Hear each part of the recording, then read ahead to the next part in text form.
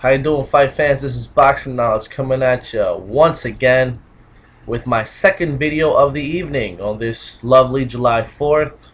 Happy birthday, America. Very proud to be a first-generation American. Um, Picked today to come out of retirement, so I figured why not be prolific and upload another video. This video is going to be different than my prediction videos. My prediction videos are more serious, more professional, more methodical. This video over here is where I can show a little bit of my charismatic / flamboyant style. Profanity, all that. Unedited. Here we go. Want to talk about these fights. I'm referring to 3 fights in particular. I got a lot of catching up to do, so I'm going to start with, you know what, let me name the fights first. Here we go. I'm going to talk about the super middleweight fight there was between Carl the Cobra Froch and Lucian fucking Bute, alright? For Lucian Bute's IBF super middleweight crown. I'm going to talk about Josecito Lopez, okay, the up-and-comer. I'm not up-and-comer, he's been around for years, but his welterweight, bout against vicious Victor Ortiz. I'm going to talk about the Timothy Bradley versus Manny Pacquiao fight that happened a while back. I know it's a bit of a sore, touchy subject in the boxing circles, just because people have just talked so much about it. But you know what? Fuck it. I'm throwing in my 2 cents. It just is what it is. All right. Here we go. Let's talk about fucking Carl Froch. Oh my goodness, man. This guy has just cemented his status as one of the 2 to maximum 3 elite in the super middleweight division. This fight was so exciting. No one saw it happening this way. I didn't see it happen this way. Did anybody see it happening that way? Did anybody see the Cobra dominating Lucian Bute the way that he did? Absolutely not. So let's get to the fight. So I remember watching this fight. I remember thinking to myself, Bute is going to, be a... oh man, I jumped on the Bute train. I ain't gonna lie. Bute, I thought he was going to outbox him. I thought he was going to hurt him with left hands. Actually, Lucian Bute caught Carl Froch quite a few times coming in with that left hand, but at some point Carl Froch realized, wait a minute, he can't hurt me, so I'm just going to go in there and impose my will, and he just started teeing off on him, just went there and just left, rights, and just bludgeoned Lucian Bute. Just didn't care about, even Carl Froch said, hey, I got caught with a lot of punches I shouldn't have, but in the end, he's just so exciting. And I've been a Carl Froch hater since a little over 2 years ago, okay, when he got manhandled by Andre Dirrell in his backyard. Sorry, Carl Froch, if you're watching this, I love you, buddy, but you cannot look at yourself in the mirror and honestly think that you beat Andre Dirrell that fight, because it was a split decision in your own backyard. What does that tell you, man? There's no way you won that fight. Andre Dirrell beat you. But anyway, I'm not here to bash, Carl Froch. It wasn't him who I guess wrote down the scorecards. It was the judges. So what can I say? He escaped with a decision there, and I think karma's a bitch, because I think Carl Froch did enough to beat Mikkel Kessler in Denmark, but I guess the judges didn't see it his way, and the fight Kessler wound up winning that fight. So, or officially, the fight could have gone either way, close fight. But you know what, Carl, this guy is just he's one of the elite, okay? I think I should say it right now, that his next fight should be against, either Mikkel Kessler or Andre Dirrell. I think he should fight Andre Dirrell again and get that monkey off his back, because there's no way that he beat Andre. There's just no way. Andre was too slick. He hurt Carl a few times. He was faster. He was just a better boxer. Just beat him. So I think that Carl should give him another fight. If not, then Mikkel Kessler, But in any case, kudos to Carl. Went in there, just took care of business, and just became a 3-time super middleweight champion. In my opinion, cemented his status as one of the top 3 elite in the super middleweight division. You know what? I should go to my car right now and get my ticket stub, because I was at the Showtime Super 6 World Boxing Classic final. Okay, It was in the Boardwalk Hall. I'm from Atlantic City. Boardwalk Hall is literally, I don't know, 50 yards away from me, straight ahead.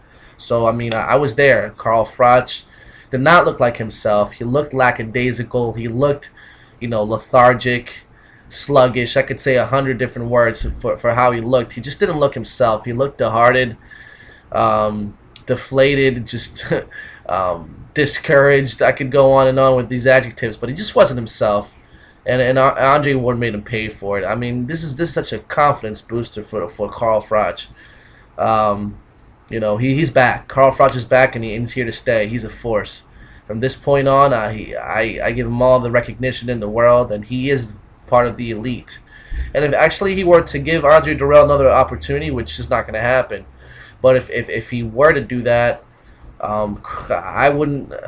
I'm not going to say even though Andre beat him the first time around, I'm not going to say that Carl would lose the second time, because he's no longer the same fighter that he was when he fought Andre Dirrell. I mean, Andre Dirrell was Carl Froch's first fight, among the elite of the super middleweights. You have to understand, Carl's been fighting the elite of that class for the last 2.5 years.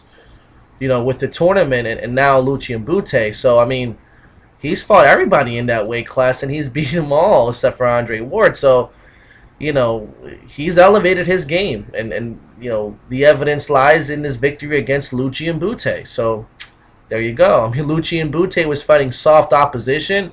Guys way past, way over the hill, way past their, in my opinion, their boxing primes. And, Carl Froch was fighting people in their prime, legitimate, elite super middleweights, and he beat them all, except for Andre Ward. So there you go. I'm not so sure Andre can take him the second time. So if that were to happen, it's not going to though. Let's move on. All right, let's talk about Josecito Lopez against vicious Victor Ortiz. What a fight! In my opinion, a fight of the year candidate. I cannot deny that Josecito Lopez got skills, and his skills are going to pay his bills, because he was throwing beautiful combinations to the head and to the body, using all his technical brilliance. His stamina was legendary. I can't say, it's just his, but more important, what impressed was his mental game, okay? He had this look on his face like, I'm not going to lose today. And he even said after, he said something kind of interesting, and I dissected his comment. After winning that fight, he said, as long as I'm ready, I can fight anybody, and I can beat anybody. And I think he can. He was just so mentally ready. He knew it was his time to shine. He knew he could beat Victor, and he did. So kudos to Josecito Lopez. It was a great fight. I must have watched that fight 4 times already. Josecito Lopez is the real deal. A lot of people believe he beat Jesse Vargas. A lot of people believe he was on the wrong end about a few times a wrong end of some decisions, but that's boxing for you. But now we know that Josecito Lopez is a real contender. I heard his name thrown in the mix with Paulie Malignaggi for his WBA welterweight crown. If that fight were to happen, I think Josecito Lopez has to be the obvious favorite. Yes, Paulie Malignaggi is not a brawler like Victor Ortiz. He's more of a slickster / boxer. And unless the fight's in Brooklyn, I just don't see Josecito Lopez losing against Paulie Malignaggi. He's got too many weapons. It would be a great fight. And it could make him into a title list and put him in line for a big money fight. I'll bet you anything. Floyd Mayweather Jr. would want to fight him if he did beat Paulie Malignaggi for his crown. So, we'll see. So let's talk about Manny Pacquiao versus Timothy Bradley. I saw the fight 100 times, okay? I was in Dominican Republic when I literally walked 7 kilometers, okay, to go to a supermarket who had a TV playing ESPN to find out who won the fight the day after. This was on a Sunday, okay? Because this town that I was in Dominican Republic did not have internet access, okay? There was no internet. There was nothing. So I had to walk to the next town over. And I saw on the bottom read in English, Timothy Bradley wins SD split decision over Manny Pacquiao. And I said to myself, because mind you, I didn't watch the fight live, so again, I was in a town where they weren't showing it. But my first reaction was not surprising. Timothy Bradley, he's a legitimate contender. So kudos to him. Then I saw the fight, and it was just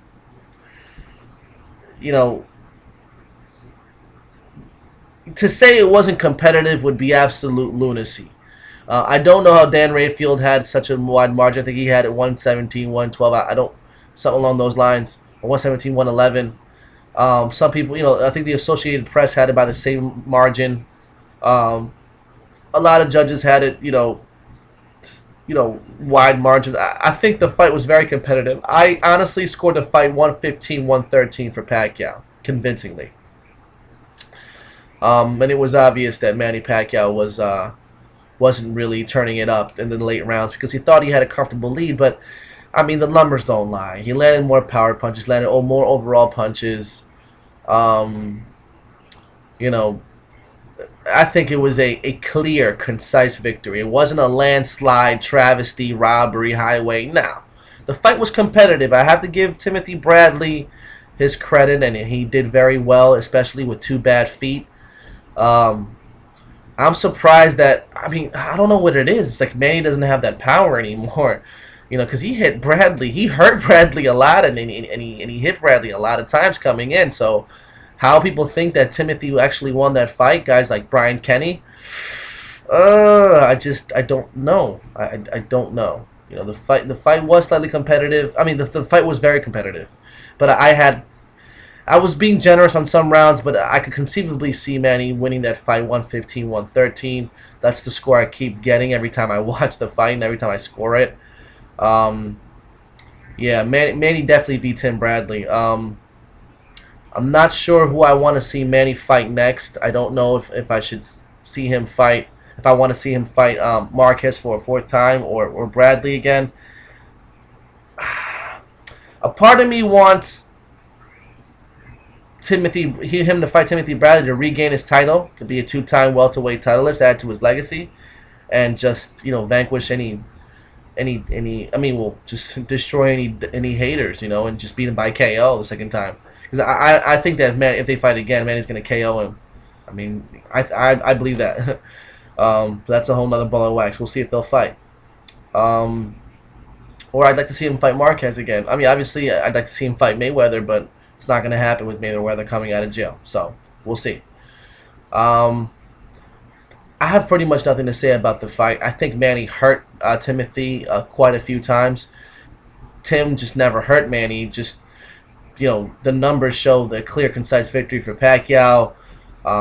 In an unbiased way, I try to judge it. I could maybe see a draw. I'm not even going to go as far as say a draw, but I would not have been upset. I don't know. Manny won that fight, and I think that the general consensus is that.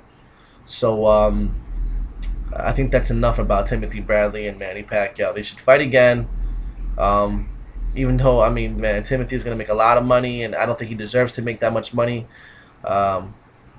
If they hire his purse, I don't think they should fight again. I think Manny should fight against Marquez. I think Timothy should take the same amount of money as he did the first time around. Maybe slightly more, but not much more. I hope the rematch can be made. Timothy impressed me by taking a whole shitload of punishment, but, what can I say? That's boxing for you. It's that thing that always lets you down, It's sort of like what we accept. Manny said it, hey, that's boxing, it's part of boxing. So, alright guys, so that's about it. I've been rambling for about 15 minutes, and I feel good. 3 fights. Froch, you're the man. Ortiz, Lopez, you're the man. Manny, you're the man. There you go. This is Boxing Knowledge Out. Remember, boxing is intelligence.